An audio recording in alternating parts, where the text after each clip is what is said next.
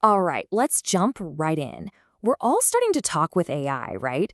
But getting it to say something back that's actually useful, well, that's a whole different story. Today, we're going to break down a skill that's becoming a legit superpower, the art of the ask, or as the pros call it, prompt design. You've totally been there. I know I have. You ask for a simple summary and it spits out a novel.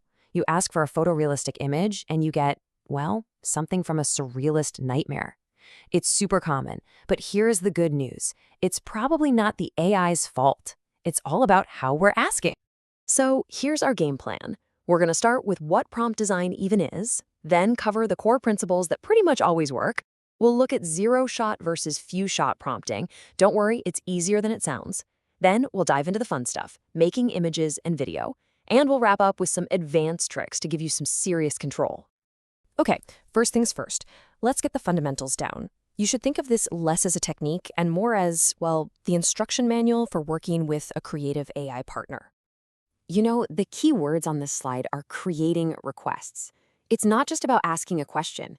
It's a creative process. You're not just a user. You're more like a director, carefully setting the scene so the AI can give the performance you're picturing in your head. So, how do you become a great AI director? Let's get into the basic rules that make the difference between a good prompt and a great one.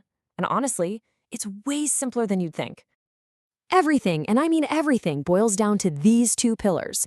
First, you need crystal clear instructions. What do you want it to do? What format should it be in? Are there any rules? Second, and this is the one people forget, is rich context. The AI doesn't have your background knowledge. You have to give it the necessary info to do the job right. And this example just nails it. On the left, you've got a typical question. The AI will probably guess and give you a generic, have you tried unplugging it kind of answer. But on the right, look at that. We gave the model the page from the user manual. We gave it the context, and boom, it gives us the exact correct answer. You're not hoping it knows, you're making sure it knows. All right, now that we've got clear instructions and rich context down, let's level up a bit. We're going to talk about one of the most powerful techniques out there, basically teaching the AI by example, right there inside your prompt. So here's the deal. A zero-shot prompt is just a direct command. You just tell it what to do. But a few-shot prompt, that's like a mini training session. You give it a couple of examples of what you want, an input, and the kind of output you're looking for. You're showing the AI the pattern you want it to follow. So check out this zero-shot example. We ask the model to pick the best explanation for how snow is formed. Without any other clues, it's going to go with explanation 1, the longer, more detailed one, and that makes sense. But what if best to us meant most concise? And here's where the magic happens. We just add a quick example where we show it that we prefer the shorter answer. We've taught it our definition of best. So now when we ask the same question, it knows exactly what we want and it picks explanation 2. We've nudged its behavior just by showing it what to do. It's that powerful.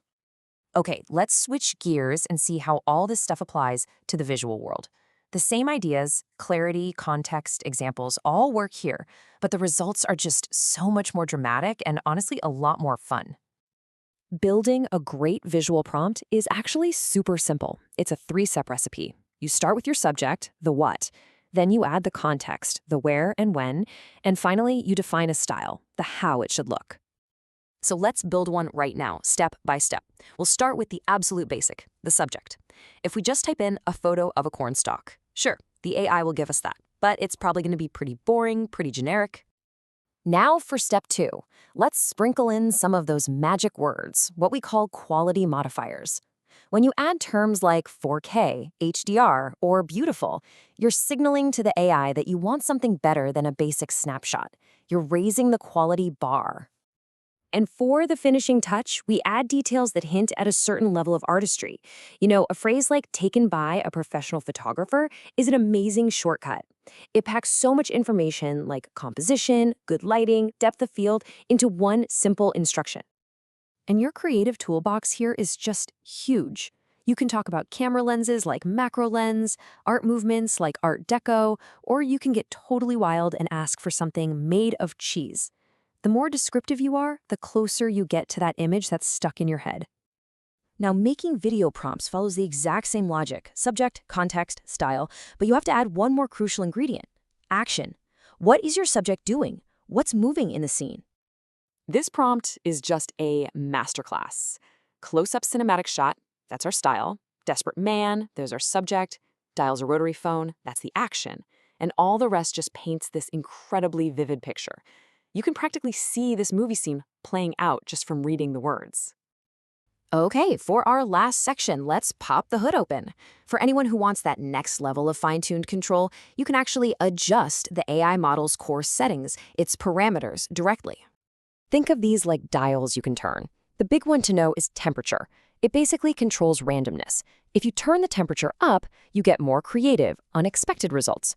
Turn it down, and it gets more focused and factual. The other two, top K and top P, are just more advanced ways to limit the AI's word choices.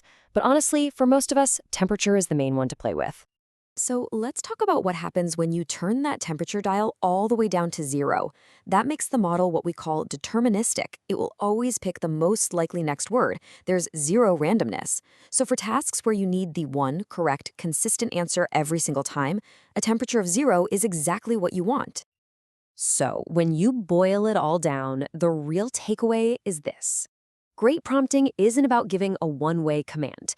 It's a conversation. It's a back-and-forth dance. You give an instruction, the AI gives something back, and then you refine your next instruction. It's a true collaboration to bring an idea to life. And that really just leaves us with one last big question to think about. As these tools get woven deeper and deeper into our daily lives, the ability to ask the right question, to craft that perfect request, it might just become one of the most valuable skills any of us can learn.